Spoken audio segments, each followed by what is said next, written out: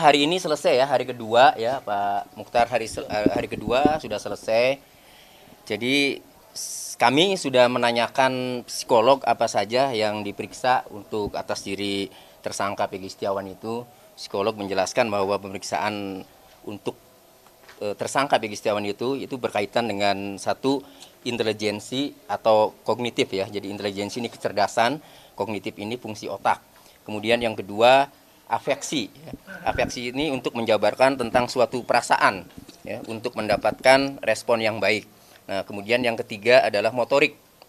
Motorik ini untuk melihat atau memeriksa ya pengendalian dan pengaturan fungsi-fungsi organ tubuh itu. Nah, alat yang digunakan untuk melakukan pemeriksaan ini memang ada 5, cuma memang tidak disampaikan ya alat pemeriksaannya. Tapi yang jelas pemeriksaan ini untuk melihat tiga hal ini, yaitu intelijensi atau kognitif, afeksi, dan motorik.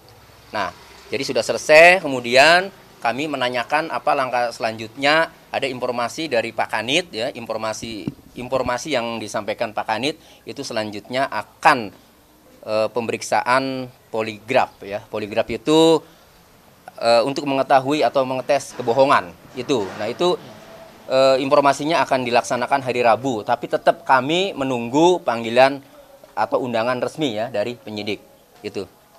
Oke Pak, terkait tes afeksi terus tadi kognitif juga yang dites itu sebetulnya ada ini nggak sih? Apakah ini bisa membuat titik terang, terutama mengetahui apakah Pegi itu pelaku sebenarnya atau bukan? Apalagi kan ini dilakukan untuk kehati-hatian. Sebetulnya ini ada relevansi nggak sih Pak?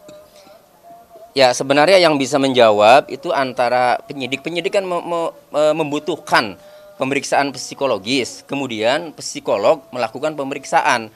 Jadi kebutuhan yang paling tahu apa yang dibutuhkan oleh penyidik terkait pemeriksaan ini, kaitannya dengan peristiwa pidana ini adalah penyidik ya. Jadi apakah dari pemeriksaan tiga hal ini, intelijensi, kognitif, kemudian afeksi, motorik ini, apakah bisa menguatkan peristiwa pidana yang dilakukan oleh Pegi Setiawan atau tidak ya, kami tidak tahu. Cuma kalau melihat secara keseluruhan ya, pemeriksaan kepribadian ini ya, kami penasihat hukum itu melihat ya, sering interaksi. Pegi Setiawan itu orang yang baik ya, ramah ya, kemudian dia konsisten, kemudian dia tegar. Saya tanya juga nyambung, tegar segala macam. Akhirnya saya berkesimpulan begini, seperti yang tadi Pak Arianto ya katakan bahwa bisa saja ini untuk hasilnya itu bisa saja untuk menghentikan penyidikan kan, bisa saja kan. Ya kami berharapnya seperti itu kan.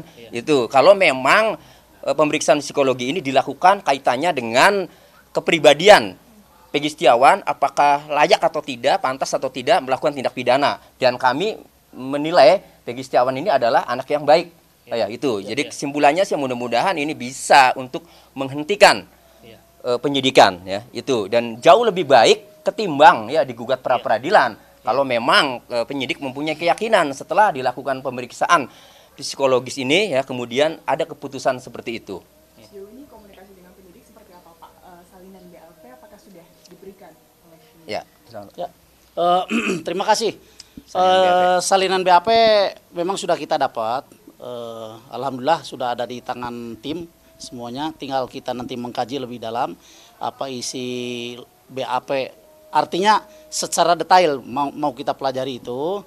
Kemudian terkait dengan rangkaian tes kejiwaan atau psikologi, tes psikologi sampai hari ini, kami semua tim berkesimpulan bahwa karena memang hasilnya kan dari tim psikolog itu 15 hari kemudian.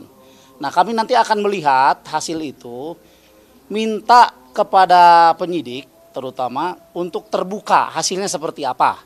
Karena memang ini demi kepentingan klien kami juga. Seandainya memang hasil ini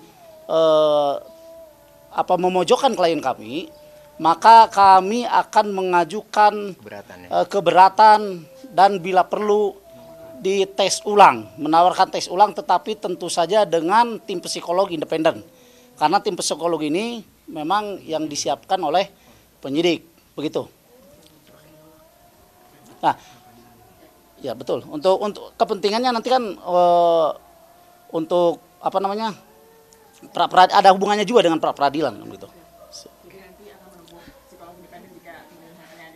Betul, tentu saja karena kan kita juga harus menjaga kepentingan hukum atau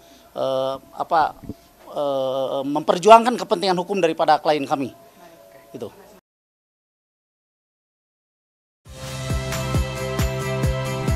Saya Liviana Cerlisa. Saksikan program-program Kompas TV di siaran digital, pay TV, dan media streaming lainnya.